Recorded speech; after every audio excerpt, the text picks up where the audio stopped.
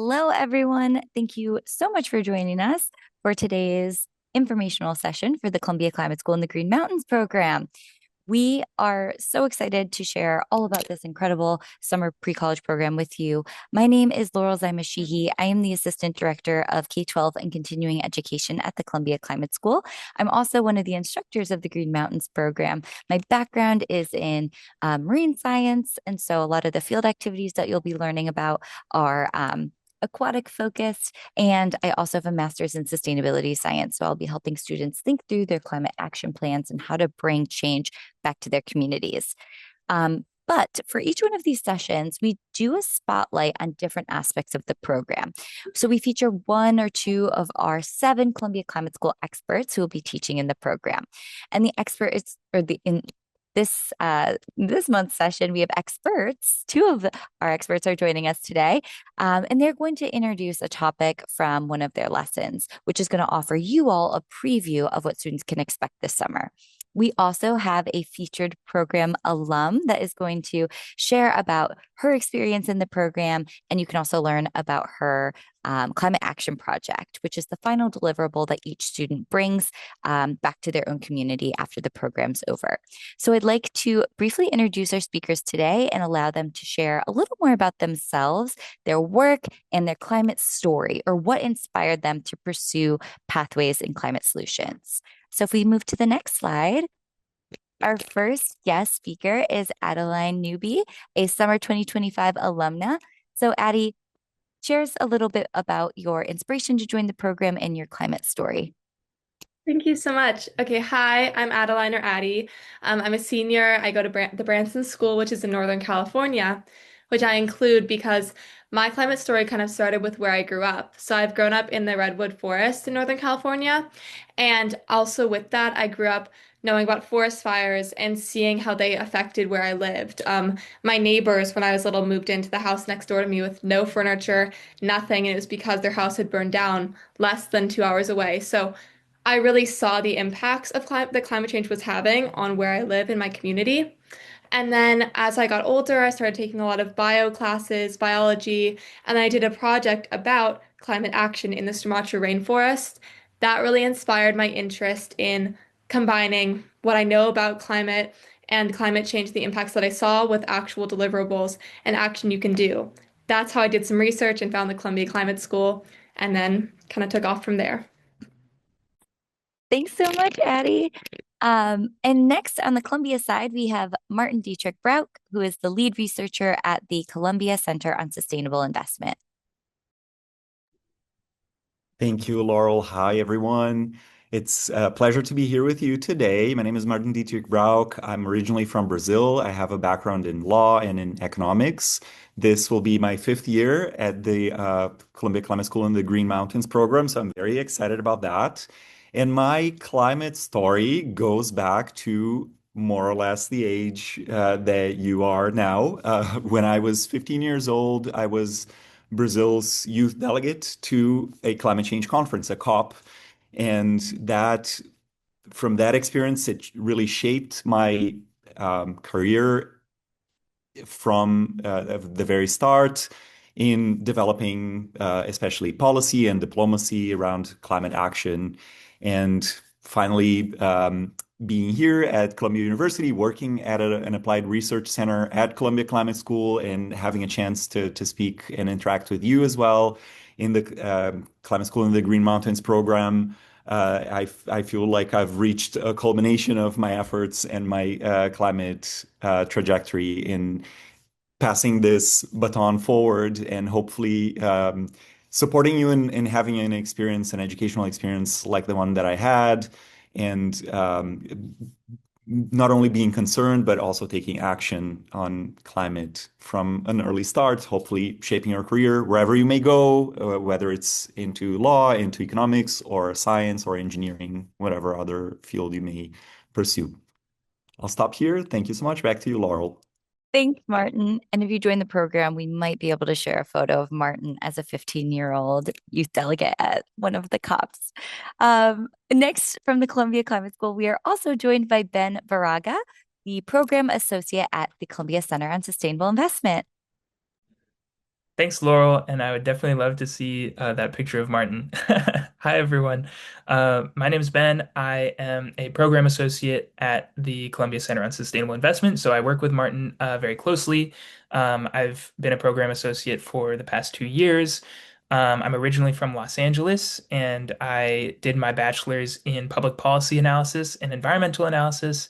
Um, and my climate path is actually kind of similar to Adeline's. I grew up in LA, and again, I live right by the mountains, so you could always sort of see um, certainly smoke when there was a lot of big wildfires. But I remember really distinctly when I was a kid, we had a really bad one in around 2008 that was up on the mountains, and the whole mountains that were just a couple of miles away were ablaze. And so I think definitely the fact that I lived in a more suburban metropolitan area complicated things, and it was hard to think through, the how do we balance the needs of the people living in the city with this environment that we're so intertwined with. So once I got to college, I there was another really bad one in the pandemic where we pretty much couldn't go outside because there was too much ash in the air.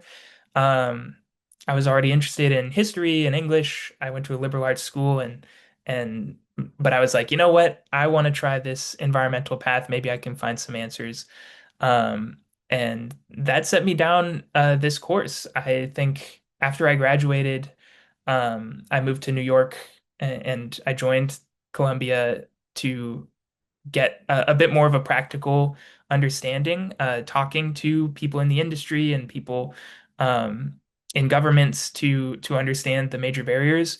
And recent events have only emboldened me. My hometown was affected by those most recent wildfires last year, and um, I think communication and helping communities understand climate risks and helping them prepare for them has really become my next major goal. So I'm really excited to be here. This will be my first time joining the program with Laurel and Martin and everyone else.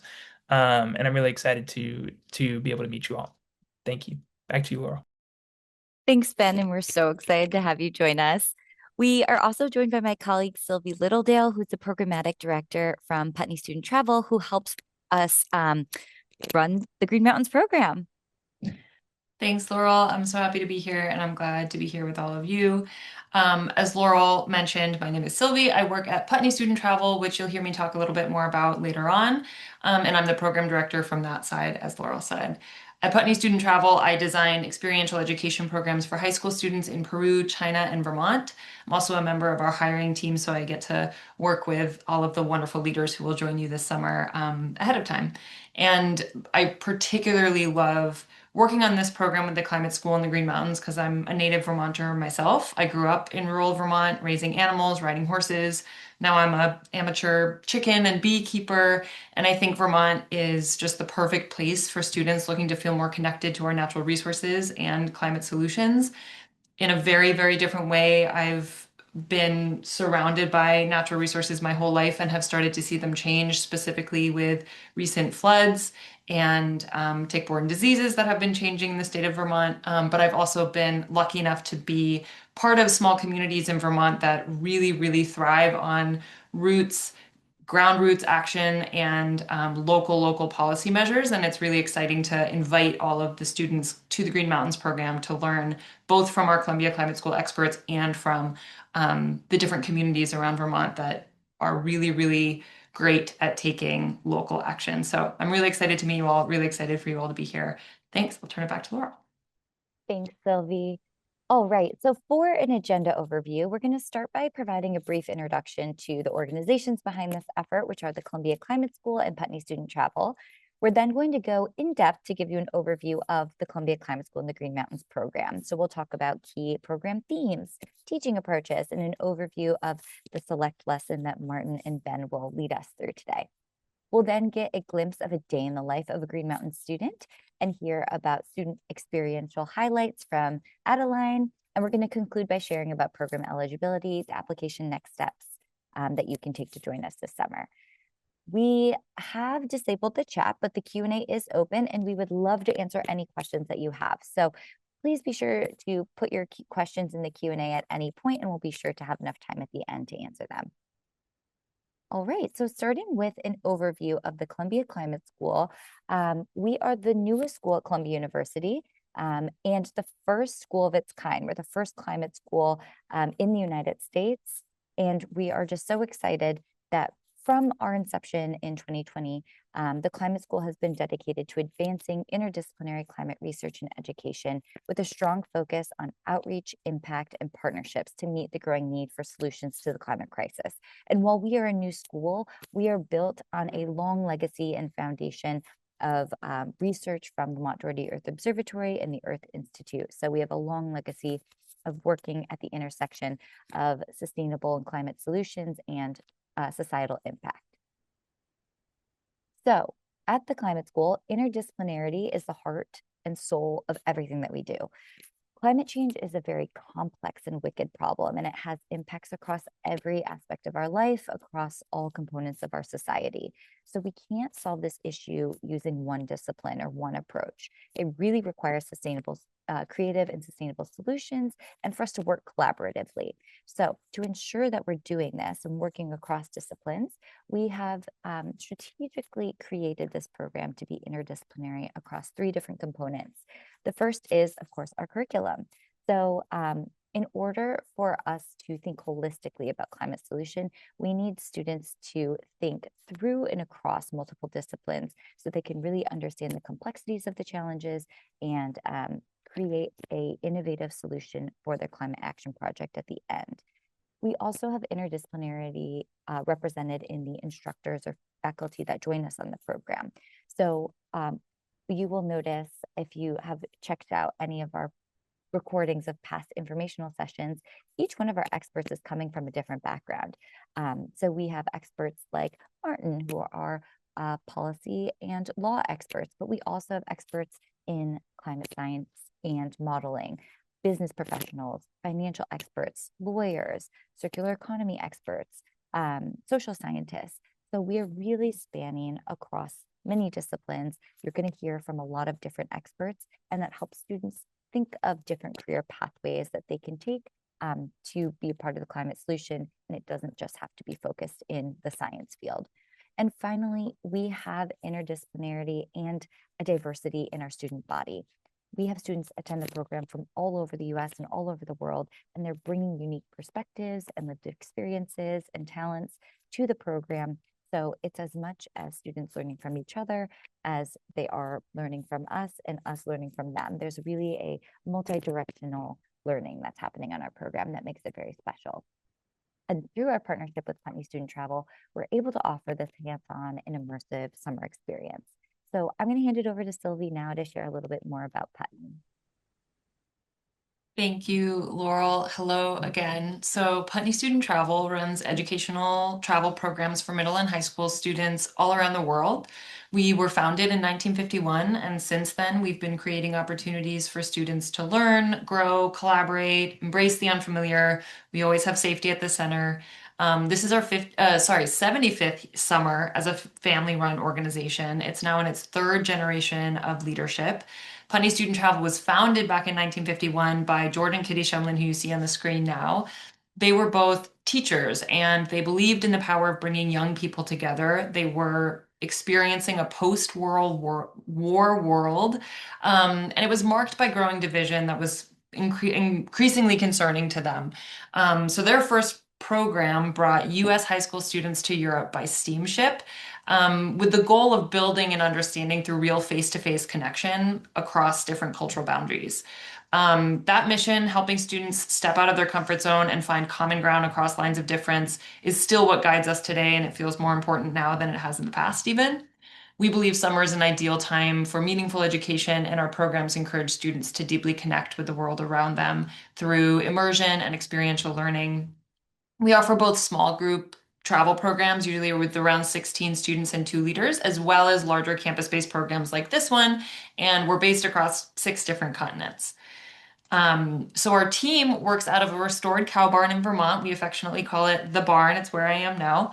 We're a group of about 25 colleagues and program directors, including former Peace Corps volunteers, teachers, anthropologists, and many others, each bringing expertise, lived experience, and language skills to each of the programs that we create. So when families like you call us, you connect directly with one of us, the program director who curates the trip you're interested in. We're on call 24/7 during the summer, supporting our leaders and students wherever they are, whenever needed. And we're really thrilled to collaborate with the Columbia Climate School to support young, passionate voices and spark meaningful dialogue and action around solutions to a changing climate. And we're so excited to bring you to our home state in Vermont. We think it's a wonderful, wonderful place to be, and we're very happy to welcome you to it. So I'll just be brief. I'll turn it back over to Laurel. Thanks. Thanks, Sylvie. So the Columbia Climate School in the Green Mountains program is campus-based, as Sylvie just mentioned, in Vermont. And we are located, our program runs out of Vermont State University's picturesque 165-acre campus. It is absolutely breathtaking. And so our program does have a foundation of STEM at its core, but what we're hoping students will see is how we can use climate science and earth processes and sustainability and integrate it into all these different career paths.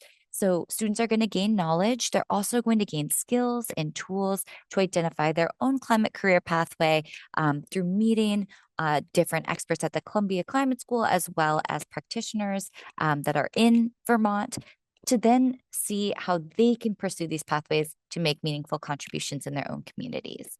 So this is our 6th year in offering this program. The dates are July 5th through July 17th. So it's a 13-day, 12-night program. The fee is $7,290, and that's an all-inclusive fee. It covers accommodation, meals, program activities, field excursions, weekend trips, and transportation during the program. And this is a pre-college program designed for students grades 9th through 12th, and we also accept motivated rising 9th grade students. Today, we are joined by an alumna of the summer 2025 program, Adeline Newby. So I'm going to invite Addie to join us again so she can share a little bit more about her experience in the program. So I would love to hear about some of your favorite lessons or activities or memories that you had, and you can see some of these memories here in these pictures. Okay, yeah. Thank you so much, Laurel. Okay, so I tried to kind of have these photos represent the range of all the things that I really loved about the program. So I'm going to start with some like excursions and lessons. So what I love about the program was it is like full days of lessons. You learn so much in your 2 weeks there, and you have so many interesting lectures and excursions that kind of meld this really interdisciplinary kind of approach to learning about all the things that encompass the climate problem. So for field trips and outdoor programs, we are right by lakes, lots of hiking trails. We're in the mountains. So the photo that I have far down with a bunch of people in the water kind of waiting around. I don't know if you can see, but that is on one of the trips, one of the days we spent at the beach at a nearby lake. And what we are doing there is we're gathering fish to look at the biodiversity of the lake that we were in, and then in turn figure out how healthy the water is, how oxygenated the water is, to kind of assess how healthy the environment is. This one was really fun. I loved this day. It was very hot. It's beautiful in Vermont in the summer, really beautiful. I have not been in the winter, I will say. It's a lot of snow there right now, but when I was there, it was absolutely gorgeous. And we spent a lot of being able to be in the water is very fun, but also this is a, I think, Hawaiian practice of fishing with the nets. It relies on a lot of teamwork. It was something none of us had ever done before, I don't think. And so we had a lot of kind of hands-on experiences like that. The one directly next to it was a bunch of people walking in the field. That was us going bird watching and trying to catch birds to look at the health of that ecosystem. So all those hands-on outdoor projects really bonded us as a group, I would say. And then there are a lot of photos you'll see of people. One directly above the photo of us walking through the meadow looks a little silly. It's myself and one of my friends with stuffed turtles on our heads, and then my friend Sasha next to us looking at us with binoculars. This was for challenges that we did every day or when we went on trips. This was the day to Burlington. So the great thing about the program is you're set in the gorgeous town of Vermont.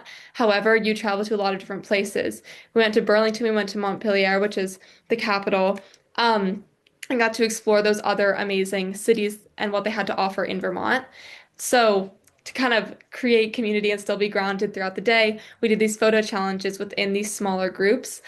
So this was I think the theme was turtle hunting because my group got to go to the Echo Leahy Aquarium Center and learn about the soft-shelled turtles there and how they rescue and put them back into the wild. So that's just a fun example of kind of how silly and lighthearted it could be and just the fun community that was structured in. I do have a lot of photos of people because my favorite part of the Vermont program was the people. I made some of my honestly best friends. I miss them a lot. I really wish we could all go back next year. And I've stayed in touch with a lot of them. But all these trips, like you can see a photo of a bunch of people on a bus posing. That's all of my friends all posing for a photo on the bus ride, the long bus rides between Burlington and Castleton that was filled with music and laughter and chatter and playing games and talking about what we had learned because we all went on different excursions.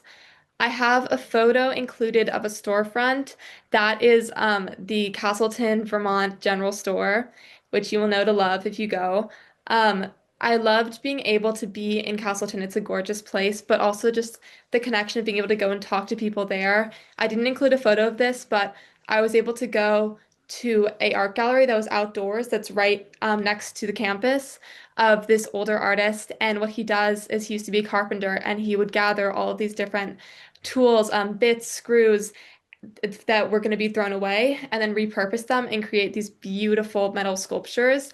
And so we were able to learn about the personal experiences of people who lived where we were inhabiting for the time period and also learn about all the different ways that sustainability can be created. And for me, that trip, and I know I talked to my friends and we talked about it, but it really resonated very emotionally for me because it meant a lot to hear an older person talk about how much they really appreciated and cared about the work that we were doing to try to help with the climate crisis in the future. It was just very impactful for me.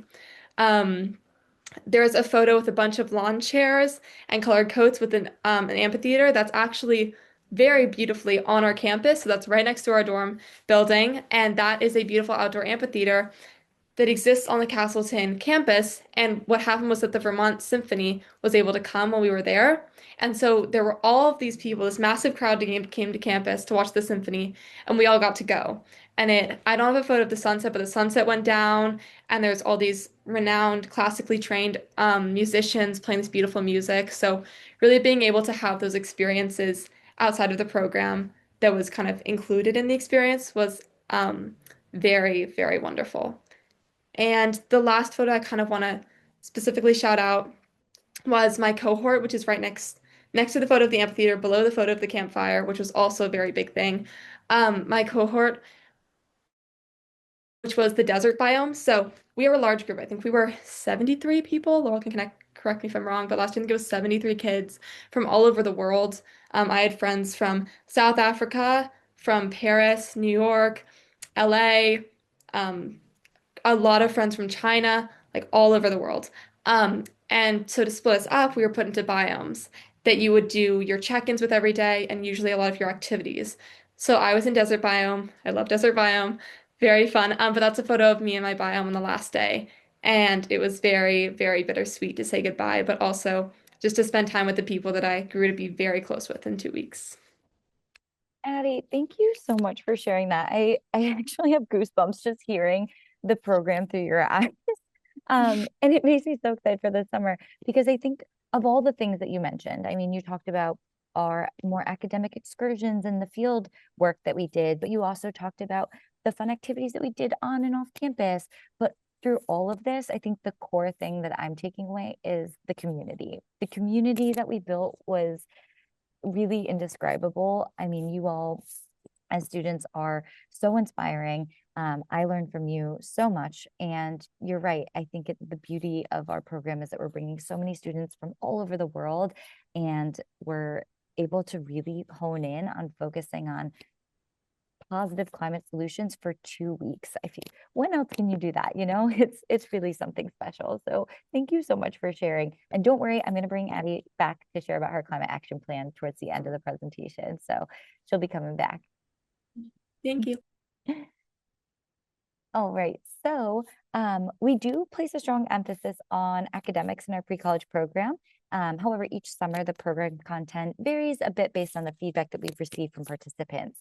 This year, the program themes are the science of climate change, climate impacts, preparedness, resilience, international climate policy and negotiations, and decarbonization pathways and the energy transition, which are lessons taught by Martin and Ben. So you'll hear a little bit more about that later. Climate justice, which is both it's a standalone lesson and integrated across topics. Sustainability and the circular economy, which is always a fan favorite. Climate change communications and conversations. So how are we going to onboard stakeholders to our projects? We learn about applied solutions and actions through many of our excursions, learning from stakeholders and different practitioners. We learn about climate solutions and collective action. And something that's not on our slide, but we do have a heavy focus in, is field-based learning. So students may not be doing their own research project, but they are going to understand the importance of collecting data out into the field. How do you analyze it? What does this mean to understand the current conditions of an ecosystem and potential future climate changes due to climate change? And we have 7 Columbia Climate School experts that are joining us this year that will be leading lessons and activities throughout the 2 weeks.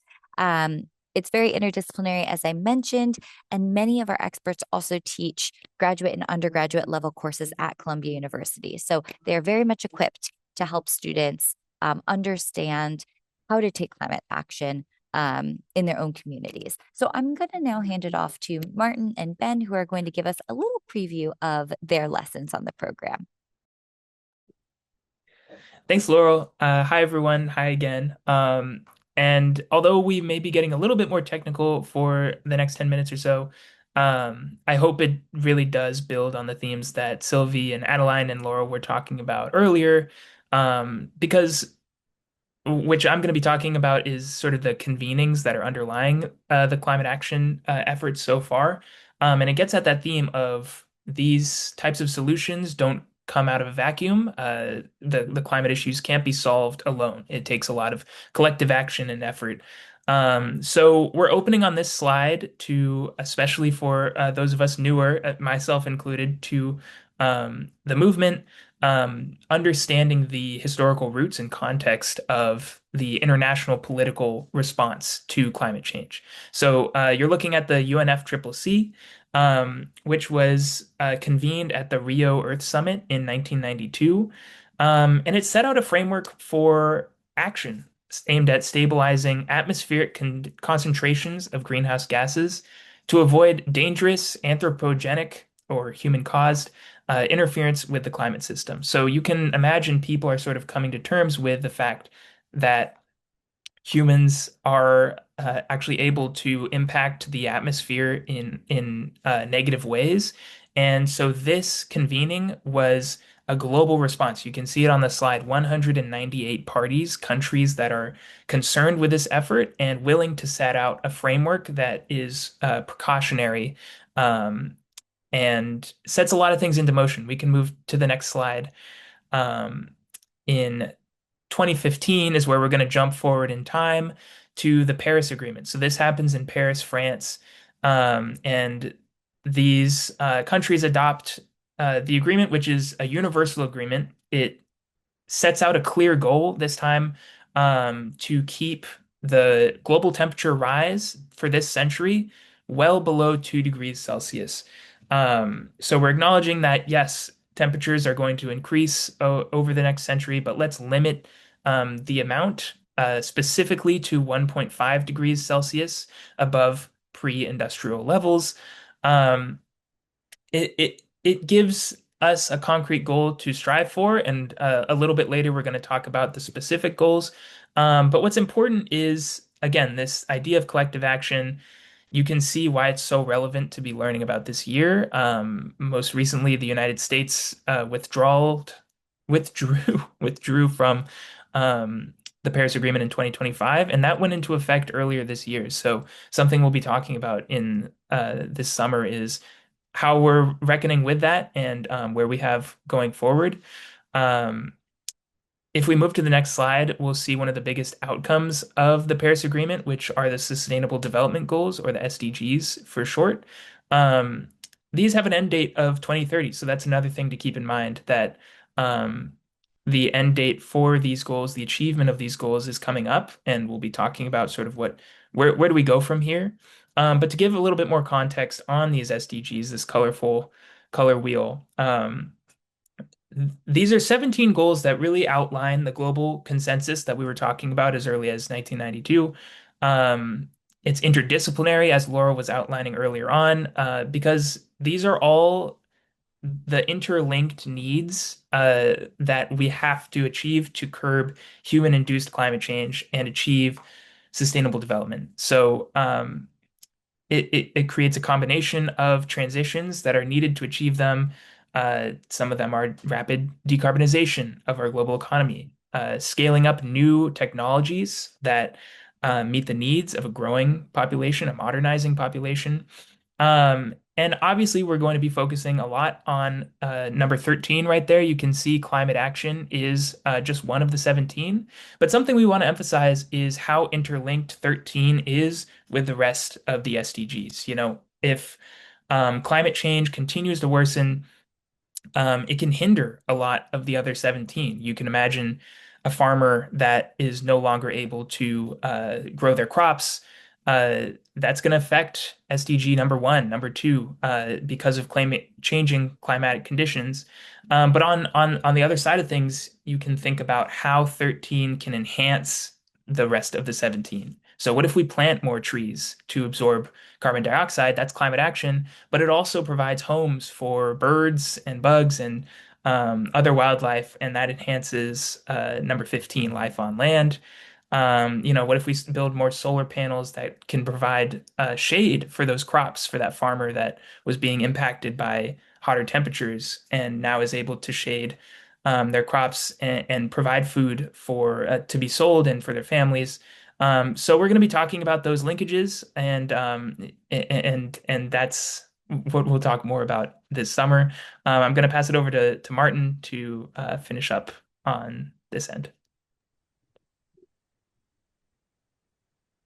Thank you so much, Ben, and hi again, everyone. So Ben just gave you a quick preview of the session on the SDGs and the Paris Agreement, which is one of the sessions I've been leading in the Green Mountains program over the past few years. And this year, I'll have the pleasure to co-lead it with my colleague Ben, so that's exciting as well. Now, let's turn to a sneak peek into another of the four total sessions that I lead, the one on energy decarbonization pathways. So we start by looking at the big picture that's right in front of you. When you look at the breakdown of global greenhouse gas emissions by sector on this slide, what really stands out? It's that massive slice there, energy. Whether we're talking about generating electricity to charge our phones or to power our industry, fueling the cars and planes that move us around, or heating our homes or schools, energy is the main source of global greenhouse gas emissions. And that's why we're zooming in on the energy sector in this session. To solve the climate crisis, we need to transform how we produce and consume energy. Next slide, please. Moving on, we will tackle this misconception that transitioning from fossil fuel energy to renewable energy is an expensive burden, even in rich countries, but especially in poorer countries. And we will talk about how energy decarbonization makes economic sense in richer as well as poorer countries.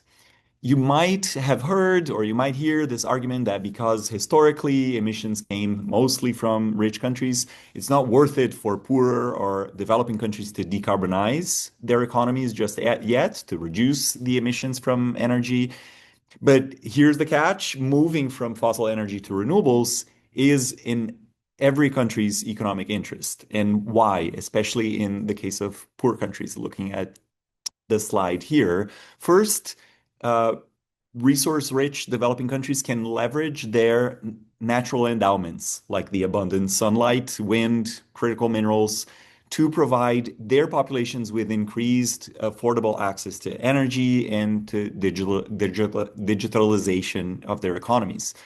Second, transitioning from fossils to renewables can help protect countries from being stuck with so-called stranded assets as the fossil fuel economy declines.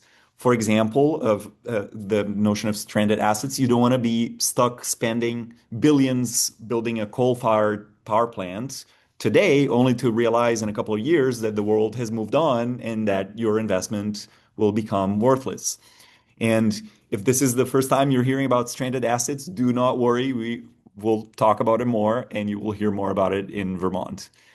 Third point, developing countries, poorer nations can get to leapfrog, meaning they can skip the dirty fossil fuel era, which has been so harmful to people and planet in developed countries in the industrialized world, and jump straight to sustainable development based on zero carbon electricity, zero carbon transportation, zero carbon buildings, zero carbon industry. There are other advantages to decarbonization, yes, absolutely, and we will have time to discuss them as well this summer. Moving on to the third and final slide of this sneak peek, how do we actually pull this off, this energy transition? Reducing CO2 greenhouse gas emissions from energy over the next couple of decades will require a broad range of policies and technologies, and we'll cover both policies and technologies in our session.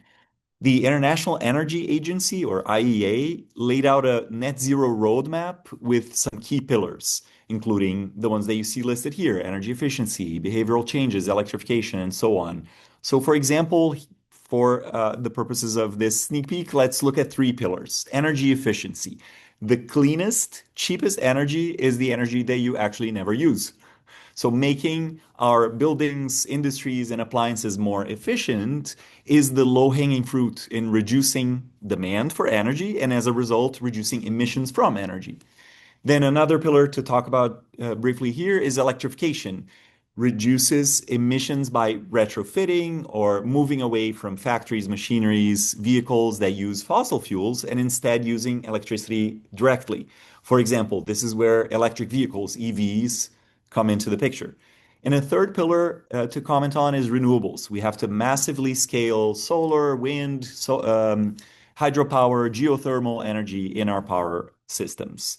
And we'll explore these pillars in the session in light of the mitigation hierarchy. So first, we avoid wasting energy or emitting carbon in the first place. Then we improve our efficiency conversion, meaning we upgrade our technology, we upgrade our processes to use that energy very efficiently. Third, we increase the presence of renewable energy in the overall system. And finally, offsetting. Over the years, Green Mountain students have gotten very passionate about the topic of offsetting. And we can only consider offsetting as a last resort to make up for small residual amounts of carbon dioxide emissions that we absolutely cannot reduce through the previous steps of avoiding waste, improving energy efficiency, increasing renewables. I'll stop here for this preview. I hope you'll join us this summer, as there's so much more to unpack in these topics. Thank you so much, everyone, and back to Laurel. Thank you, Martin. Thank you, Ben. Yes, there is a lot more to unpack in your 4 lessons. And I will say, I think some of these lessons were students' favorite last year.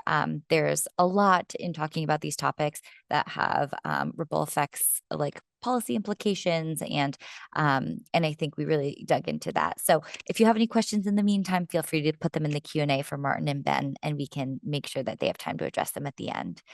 All right, so this was a little preview of one of the lessons. We do have a variety of different learning modalities that we leverage during the program.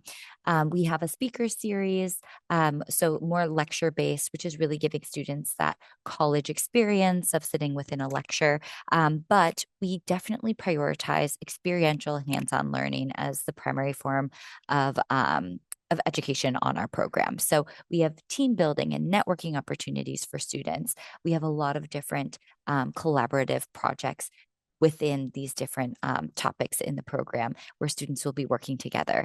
We also do small group learning environments. So we in a couple examples, we have a large debate where students will engage in a UN climate negotiation representing different interest groups, countries, and negotiating blocks. We also have a simulation where students have to respond after a disaster. So a lot of these small group workshops help students apply what they learned in the speakers series. We have a few excursions that will showcase climate solutions in action that we'll talk about in just a moment. Hands-on field work, which allows students to collect and analyze their own data to better understand ecosystems and climate from the past. And then, of course, our primary final deliverable is the climate action plan, which each student will create a solution to address one of the climate challenges that their community faces with the hopes of actually bringing it home, making it a real project so the work doesn't end after the 2 weeks, it continues long into the future. And we wanted to highlight some of the place-based and field-based experiential learning that happens on the program. So first, students are exploring the ecosystems right on campus. We do a macroinvertebrate survey where they're assessing the water quality of a nearby stream using these tiny water bugs as a proxy. And depending on the diversity of species that we catch and the sensitivity that species that we catch have to pollutants or contaminants within a waterway, we can deduce the different kind of levels of the water quality, if it's really poor, degraded, or if it's really pristine, or somewhere in the middle. So this is actually a methodology that's used all throughout the United States with community scientists or student research because it requires very little or less expensive equipment than some other testing that we'll do later, but it's a great way to start our field explorations. The next field-based program or activity that we do is looking at tree rings. So tree rings offer a window into past climate. They're a climate proxy. So every year a tree grows, it develops a ring, and the width of the ring can reflect that year's temperature and precipitation, with a healthy, wide ring telling that it had optimal conditions for that tree to grow. If it was really thin ring, it's telling you that that tree was under stress. So perhaps it didn't get enough rain, or it got too much rain, or the temperatures weren't quite right. So by analyzing these tree rings, we can better understand what past climate was like. And by comparing it with some other local climate records, we can really start to piece together what past climate was like within this area of Vermont that we're exploring. And all of this methodology that we're using is actually the same methodology that the Tree Ring Lab at the Columbia Climate School's Lamont Doherty Earth Observatory uses to better understand past climate. And this is a field known as dendrochronology. So students are going to explore that during the program. This is the climate negotiations debate that I had mentioned. It's a role-playing game premised on the International Climate Summit, or the Conference of the Parties that happens each year that Martin had mentioned. So students, they play the role of delegates representing specific nations or negotiating blocks, and they have to work together to meet their country's needs while also staying below 1.5 degrees C or 2 degrees C warming from pre-industrial levels. It's a really great way for students to understand the complexities and challenges that may occur during these international negotiations, and also how to find consensus to get to yes, so we can meet our global goals. I think this is a video of them negotiating. It does get sometimes a little heated because different countries have different priorities, and some countries should be maybe taking more of the responsibility of the existing climate challenge that we're facing today. And so, yes, it's definitely a favorite of many students, and all students are participating in this one activity at the same time. So it gets very, very lively, I will say. And this is our first of 3 excursions that we take for the program. The first excursion is the ecosystem extravaganza, where we are looking at one system, Lake Bomoseen, and we are sampling different parameters to really understand the health of this ecosystem in this snapshot moment. Now, the ecosystem can change, across the day, across the week, across seasons, across years.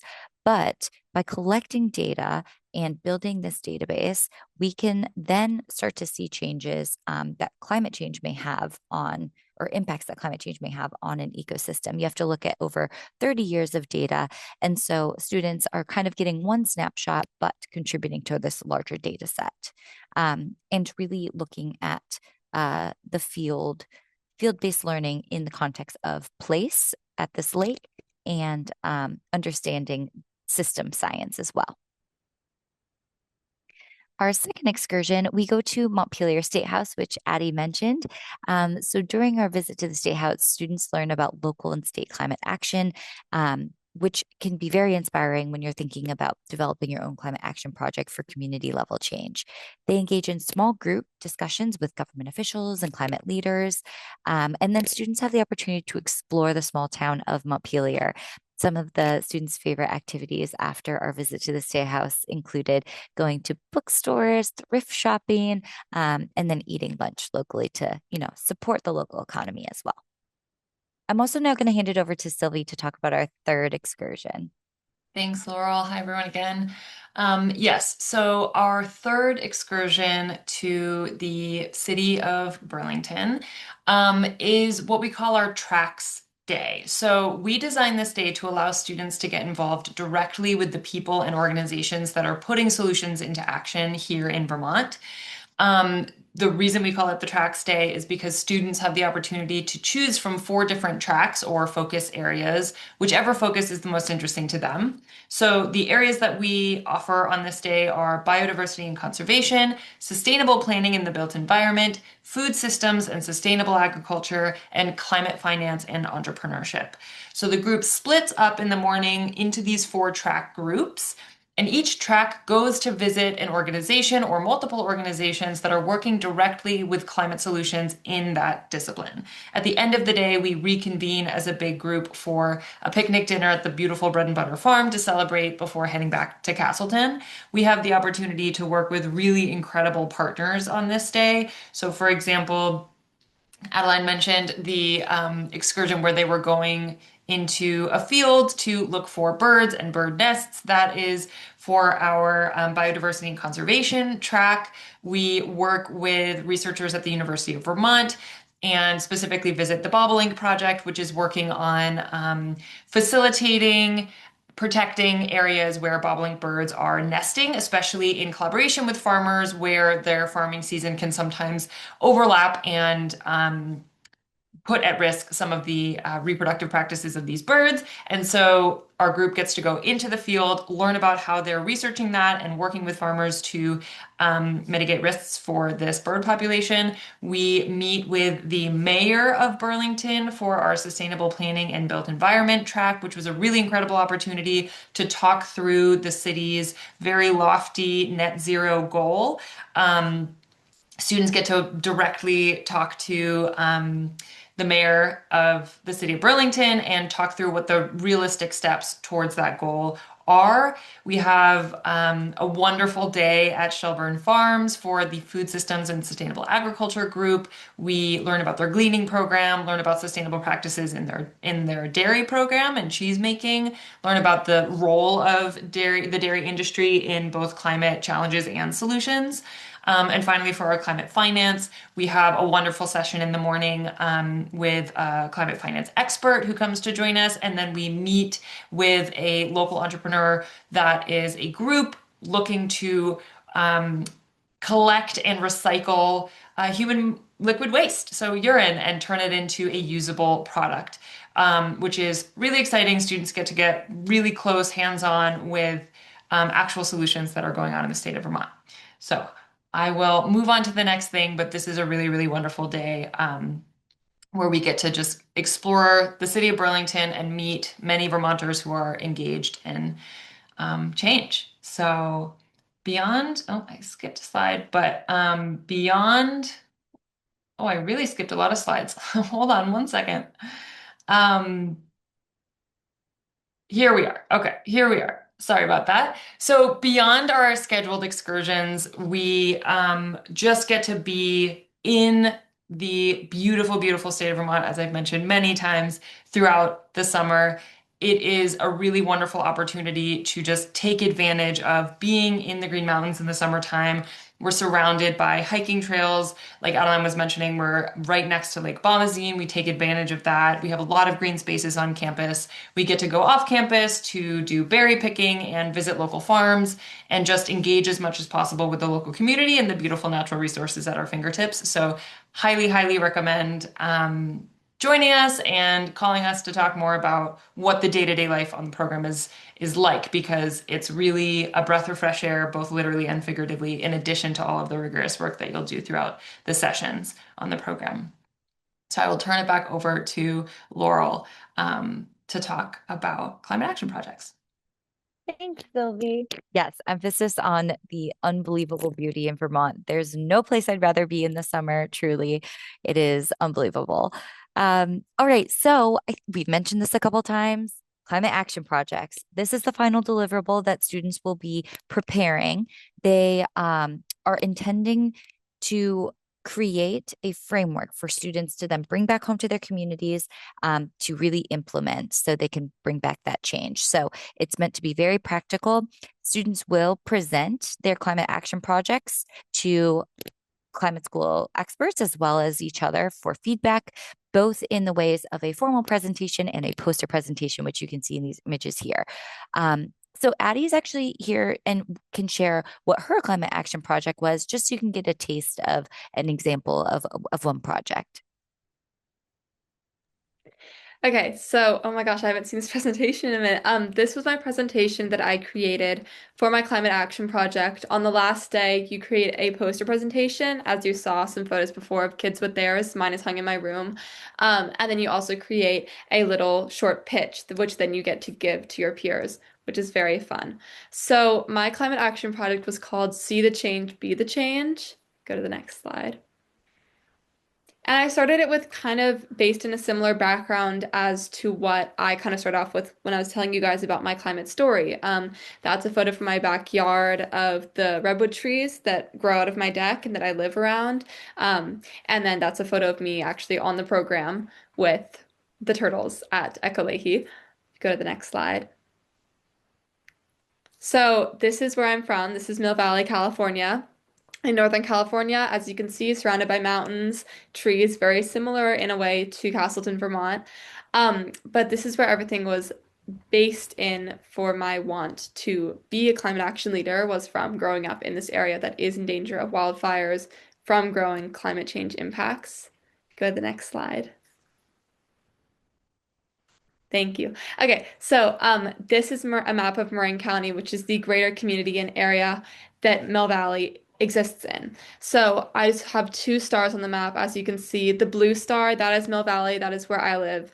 And then that green star there, that is where my school is, my high school. So my high school is in a town called Ross, California, which is about 30 minutes away, but it's in the same county as Mill Valley. However, Mill Valley and Ross have different local governments, but they're still under the same Marin County larger government. Go to the next slide. So, where I live is obviously impacted by a handful of climate change related impacts. So we're on the coast of California. So there's a lot of flooding. This is a photo of Stinson, which is an area, or this is a photo of, I think this is Stinson, which is in a town right nearby in our county as well, in Marin County, undergoing a lot of flooding from recent increases of rainfall and tide rising. And then next slide. So, and then also temperature has been rising in the valley. I was just telling people beforehand, before we got onto this call, that it has been above 80 degrees every single day this week, which is very unusual for March for Northern California. And that trend is something that we've seen in a lot of different places, but in my local area, you can see here from this photo, the rising temperatures that have been kind of peaking recently, and obviously, and as I learned through my Columbia climate sessions, that is obviously an impact of climate change. Next slide. And then, of course, wildfires. So this is a photo taken of a wildfire near closer to Lake Tahoe, which is an area about a 3.5 hour drive for me. I go every summer and most winters. It's an area where a lot of people I know live and a lot of people go to, that has been pretty largely impacted by wildfires and the areas around it. Towns like Eureka have been really impacted by wildfires. That is an area where my neighbors had lived in before their house burned down, unfortunately. So next slide. So those were all places, those are kind of all representing the different impacts of climate change that I've seen on my county. Now, with my time at Columbia Climate School, I learned a lot about, I was encouraged to do research into my local government and see, oh, I wonder what my town is doing. And through that, I was able to learn that my town actually has a 2030 plan, which is a policy plan that I learned about at Columbia Climate School that a lot of organizations, companies, governments, towns, cities are encouraged to have, that is plans to cut emissions by a certain percentage, greenhouse gas emissions by a certain percentage by 2030. Now, I had not previously known about this, and I really got the knowledge and the interest and the resources to learn more about what my local government was doing and how to get involved from Columbia Climate School. However, what I realized was obviously not everyone has the opportunity to come do a program like this and spend their 2 weeks in the summer learning about all of the information about climate action in the beautiful area of Vermont. So what I wanted, the community that I focused on was my high school. So I see that there's a lack of information that students get from their local governments about climate action. As a student who was very interested in it, I hadn't really had that much information. I hadn't seen any kind of outreach done by governments to talk about what they're doing. I hadn't seen any outreach about local sustainability hours where people can go and talk about sustainability and the issues they see, which is something that does exist in my town. Hadn't known about it. And there just wasn't that much of a transfer of information to high school students that might want to get interested. So that was the challenge that I established for my climate action project. And then next slide. And then so an idea forms. So this is a photo of my high school. If we go to the next slide. This is, so that photo's not loading in, but that is the logo of my school. So this is Branson. This is the academic quad that I'm sitting in right now. Next slide. So this is our resource page. As a lot of high schools do have, we are focused on, we like have an online website where kids can access their classes, my school schedule, my directory that has all the information about my teachers, and the resource page. The resource page has all these different sections. You can see there's one for each class that's graduating, one for our global ed program, one for our community engagement. And when you click on that, it opens up to another page that is specifically for that interest with a list of links. This is where I saw my climate action project able to actually occur. Next slide. So my solution was to add a new panel, a new tab onto the resource page called Local Climate Action. And that has been what I've been executing this year at my school. I was able to get it approved by the admin at my school. And so what I've been doing is I've been gathering information about all of the initiatives that our local governments are doing in Marin County. And then I'm creating a page that has all of that easy to access. So what it's going to look like when it's done, this is a kind of mock-up of what I want the logo to look like, because as you could tell from the other parts of the resource page, they all had little logos. But what it's going to be is that you can open it up, you can see a bunch of different links named after the counties, because I go to a school that has a very large diversity. So we're not just representing Marin County, even though that's where my school is. We're representing Bay Area. We have kids that travel over an hour and a half every single day to come to my school. So I started out with Marin County, and then I'm hoping to expand to other counties that are also represented in our student body and our staff. So the idea is that you open up the page, you can click on your county and then your town, and you will see links, articles, and easy to access resources about how I can get involved in my local climate action, what the current initiatives are, and what the issues that are currently need to be addressed with how wherever you live is addressing climate change and trying to contribute to climate solutions. And what I really hope that this project will do once I complete it, and I am a senior, so I'm hoping it'll kind of be my little lasting impact on the school is that it'll be really easily accessible for future students that come after me that want to do environmental action projects to access information, resources, community service programs that they can do that are related to climate action. And I currently am also kind of doing a second one as well. I'm in an environmental science class at my school, and it's all structured around creating projects that make our school more sustainable.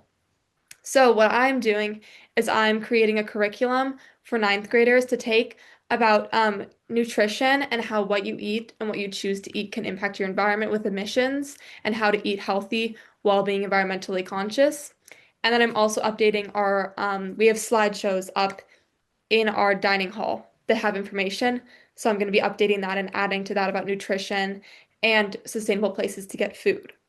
Now, I mention this not only is it because it is kind of a second climate action project that I've tacked on this year, but also because in the future I can really see my climate action project here being able to be used as a resource for future kids' environmental science projects to come. So, yeah. Addie, that's amazing. I am so excited to hear about the progress from the project that you had, pitched in the summer program, but also that you are growing this second project. And it sounds like it is very much in tandem with your community, your school community. And one of the things that we always talk about is the power of collective action. And so I'm sure that once you came home after the program and you were able to start energizing your peers, I feel like the momentum just continued. And so I'm so happy to hear where you're at. And it really is such an inspiration. Thank you.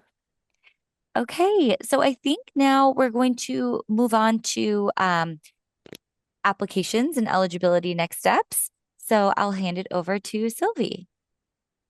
Thank you, Laurel. Oh, we can move through here quickly. Thank you, Laurel. Thank you so much, Addie. That was so wonderful to see. I'm so glad you were able to join us and share that. I will be really quick here. I know that we're close to up on time. Just want to really quickly overview what the application process looks like and program eligibility for you all. So to apply for the Columbia Climate in the Green Mountains program, please visit our website and follow the link to fill out an application. Eligible students, as Laurel mentioned at the beginning of the program, are completing 9th through 12th grade, and we do consider motivated rising 9th graders as well. Your application is considered through a selective application process with a rolling admissions. You're asked to submit a statement of interest, tell us why you are interested in joining the program, and what you hope to take away from the program. And you're also asked to submit 2 teacher references.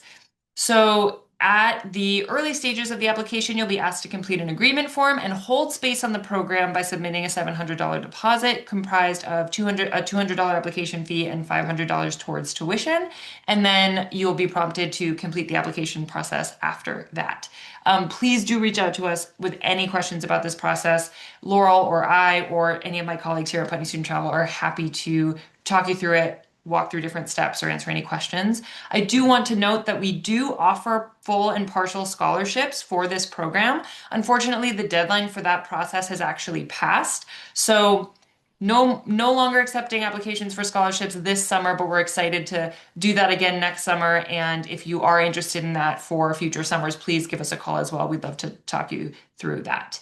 I'll move on to questions so that we can answer any questions if you have them. But thank you so much for joining, and I'll turn it back over to Laurel for that. Thank you so much, Sylvie. Again, feel free to put your questions in the Q&A. Seeing none at the moment, but if you do have questions and they're, going to come to you later, feel free to email us or give us a call or set up a one-on-one appointment. We're always happy to talk with you to answer any questions you may have or even talk through more of the specifics of the program.